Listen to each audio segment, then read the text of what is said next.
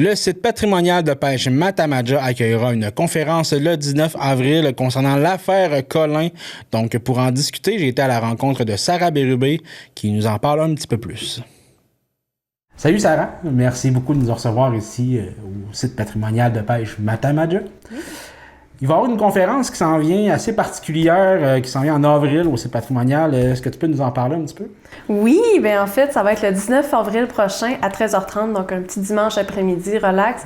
Ça va être animé par Pascal Alain, qui était déjà venu l'année passée donner une conférence à Matamaja. Et ça va se porter sur l'affaire Coffin, donc qui est une affaire criminelle qui s'est passée en Gaspésie dans les années 50.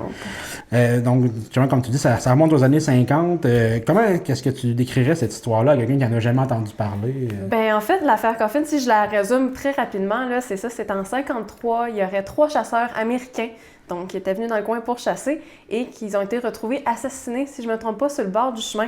Donc, rapidement, ils ont décidé de cibler une personne qui était Wilfred Coffin, d'où le nom de l'affaire. Et bon, il a été exécuté en 56, si je ne me trompe pas, mais il y a beaucoup de spéculation comme de quoi il a été un peu le bouc émissaire, mais que ça n'aurait pas été la personne qui aurait nécessairement assassiné les Américains. Okay. Donc, c'est ça, il s'est beaucoup chamoyé en justice. Donc, c'est un peu tout ça que notre conférencier va nous parler. OK. Donc, c'est une affaire qui a l'air entourée de mystère, la manière que tu m'en parles. C'est ça qui fait que ça fascine peut-être encore beaucoup de gens aujourd'hui, cette histoire-là? Oui, je pense que oui. Un peu aussi, on connaît de plus en plus, désolé pour l'anglicisme, mais le true crime. Oui. Donc, justement, des mystères, des affaires soit irrésolues ou qui sont résolues un peu mystérieusement. Donc, je pense que ça rentre là-dedans, en plus d'avoir une conférence historique, ça rentre dans l'idée du true crime, je pense. On peut se considérer ça comme une des grandes histoires judiciaires du Québec? Je dirais peut-être que oui. Je ne sais pas si elle est tant connue, mais en effet, comprendre pourquoi est-ce que cette personne-là, finalement, a été accusée. Sinon, ça serait qui, finalement? Qu'est-ce qui s'est passé réellement? Il n'y a pas grand monde qui peuvent le savoir, sauf les 3 Américains qui étaient là. Le conférencier Pascal Alain s'est vraiment beaucoup intéressé à cette affaire-là. Qu'est-ce que tu penses qu'il va apporter de particulier dans cette conférence-là?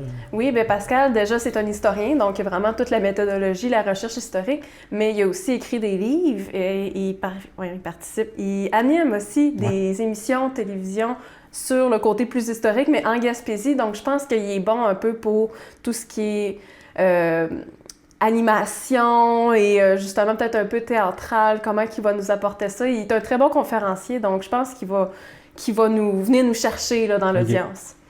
À qui s'adresse cette conférence-là? Faut-il être un passionné d'histoire vraiment pour apprécier ça?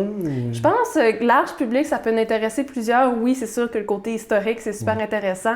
En plus, un pan de notre histoire peut-être qu'on connaît moins, mais encore une fois, les true crime, ceux qui sont passionnés là-dedans, je pense qu'ils vont trouver aussi satisfaction. Si jamais tu voudrais convaincre les gens d'assister en une phrase?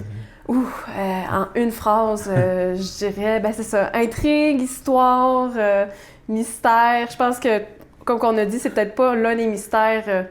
Je suis partie plus que sur une phrase, mais c'est peut-être pas une histoire qu'on a tant connue au Québec, mais justement, on va venir la décortiquer, la découvrir. Parfait.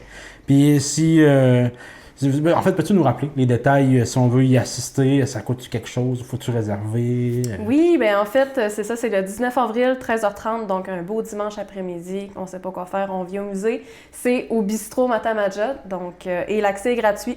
Donc, tout le monde peut venir. Pas besoin de réserver à l'avance. Donc, si le dimanche matin, ça vous tente, bien, venez-vous-en. Ça va nous faire plaisir de vous accueillir. Super. Puis, y a-t-il d'autres activités comme ça, des conférences qu'on pourrait venir assister bientôt, qu'on peut surveiller? Oui, bien, c'est sûr que là, notre programmation, elle va sortir plus en mai. Et c'est sûr que cet été, on va avoir d'autres conférences. Mais on en a une aussi qui est organisée par la Société d'histoire de généalogie de la Matapédia.